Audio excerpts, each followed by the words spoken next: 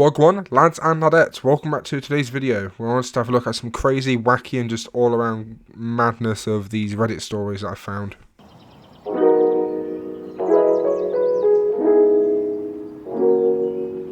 And the first thing I want to talk about is this night shift worker who had one of the craziest experiences that I've ever seen, and it was just while they were doing their job. Night shift workers of Reddit, what's your creepiest experience on the job? So I worked overnight at Walmart back in the day, and this weird guy brought in a large group of kids one night. It was super obvious they weren't all his because they were all around 12 to 16 years old. I mean, there must have been like 15 kids in a store all hanging around this guy. He starts loading up his shopping cart with a shit ton of games, movies, video game systems, candy, soda, etc. The cashier in electronics rings him up and gives him this ridiculous total of like $4,700. The cashier is waiting for him to pay, but the guy is just standing there. All of the kids are waiting for him to pay and getting really antsy, so the cashier tells him his total again and the guy says, "I don't have any money." The cashier asks how he was going to pay for the items and the guy says that Jesus told him to steal the items and give them to the children. He went around the closest neighborhood convincing the young teens to follow him to Walmart so he could get them gifts. Effing weird. Now weirdly, I do actually know what happens after this video. He went home and thought about what he'd just done. He prayed, and then God told him to make a YouTube channel. The God said, "Call yourself Mr. Beast 6000. And he applied, so now we have Mr. Beast. Now after watching that, I won't be surprised if Chris Hansen just walked around, with a bench. He put the bench down. He brought a bench with him because he's, a big muscle man. And he just went, "Oh, take a seat." And somehow, with Chris Hansen's magical ability, he made him take a seat. Now I don't know about anyone else, but if a guy came into my shop when I was working at night with about 15 kids and was giving them candy and video games, I would definitely call the police. Not just for the apparent robbery he wanted to do, but for, crimes against children. And also in this situation, God was kind of stitching him up, because if God told him to steal it, but then he just immediately snitched on himself, God would know that. Now this next clip is a secret that if it got out, it would ruin your life. It's your secret that could literally ruin your life if it came out. I once helped out my female friend's family by taking care of their cat for a week. Every day for a week, I would go over there and snoop around their house. I found my friend's diary, and proceeded to read the entire thing. I used this information to get her to like me, and she is currently my wife. I cut off all contact with everyone I know and moved to Kenya. I tell people a fake name and a fake background and have made it appear to my family that I died on boat trip in the Pacific. No, I am not joking. I am dead in the United States. I accidentally killed 7 people. I put a rag into a new water heater exhaust to keep debris out and installed it in a rental. I get a call a week later, there's been an accident. I show up and there's a ton of EMS and police. They ask me where the gas shutoff is, and I go down to shut the gas off and see the end of the rag I forgot sticking out of the top of the heater. Rip the rag out, shut the gas off and head upstairs only to be told all the tenants were dead. I drink all day now and sleep. It's killing me from the inside every single day, but if I say anything my family is ruined. We have a bunch of rental properties and we'd be shut down. Now my guy just admitted to manslaughter, and I really hope this is, the most burner account of all burner accounts that are possible on, the internet. Like, seriously, imagine after all this time the investigation ended and 4 years later, you're scrolling through TikTok. You're a police officer in this situation. You're scrolling through TikTok or YouTube Shorts, whatever you use, and then you just find the person who did the crime, confessed to it, gives the number of deaths so you know it's that crime, and then that pinpoints when it was and what happened.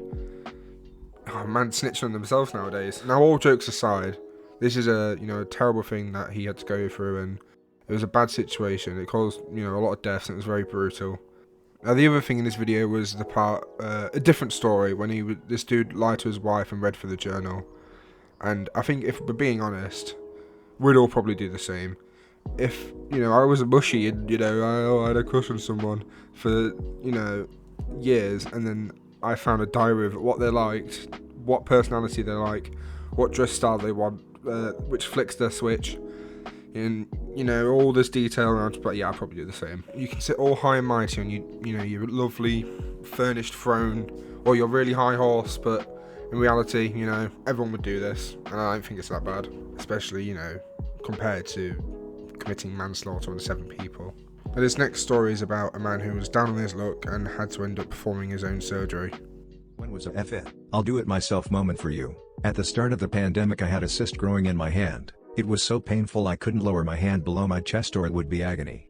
However, because I'm extremely vulnerable, I wasn't able to go to the hospital as the local was on lockdown and completely overflowing with COVID cases. I was just given antibiotics that did nothing, so one night I'd finally had enough. I'd already had 6 removed in the last year, so knew what the deal was. I woke up at 2 a.m. in unspeakable pain, said fuck it, and dug the thing out myself with some sterilized tweezers, a surgical knife and a shitload of kitchen towels to mop up the blood. Did it while watching WrestleMania cause it was the only thing on at 2 a.m. The next day I called my doctor cause I now had a perfectly circular hole in my hand, but it wasn't deep enough for stitches. Just advised I patch myself up with some plasters, and he sent some more specific antibiotics to my house. He mentioned the cut looked pretty well done and the cyst was entirely removed, so I thought that was pretty cool. 3 out of 10, just for being able to say I operated on myself and didn't cause any further complications. Now, if this was real, it would be really cool, but I do think it's cap, especially the way he describes himself like he's a main character in like an action film.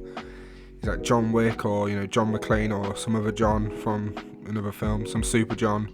But if this is real, big W, truly big W. Take W, 100%. Now, I really should end the video now, but you've been good. You ate all your veggies at dinner. You've been good.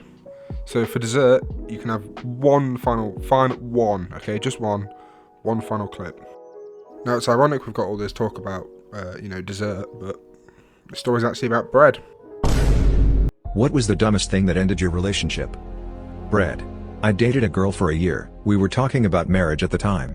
We were both a little overweight and started a new diet together in order to look good for the eventual wedding.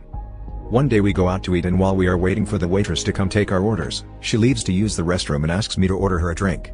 The waitress comes while she's in the bathroom, and I order her drink. Also, the waitress brings a big bowl of bread, which was something we were supposed to avoid on our diet. So I asked her to simply take the bread away. My girlfriend gets back, and the waitress brings the drinks. My girlfriend looks around, notices we don't have a bread basket, and asks the waitress for it. The waitress explains that she brought it and I asked her to take it away. My girlfriend then explodes in a massive shit fit over the fact that I sent the bread away, screaming at the top of her lungs, throwing things, causing a huge scene, and then grabbed the car keys and left without me. It was my car too. When I eventually got home, she was all packed up and left me over bread. This is the moment where, he sat back in his reclining chair at home, looked back and realised that that bitch is definitely bipolar. I'm kind of happy that, they didn't get married. I'm happy it ended. Because imagine how bad it would be if they actually were married, Then she ends up taking half his stuff, his kids, his, right to see the kids, she takes everything from him. Because, she definitely would. She's the kind of girl that belongs on the streets for real. In fact, never mind. I think the streets are probably too, high end for her. Maybe the, the bins, the dumpster.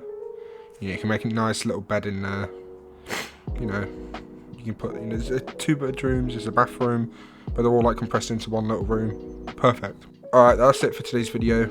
If you like the video, make sure to leave a like.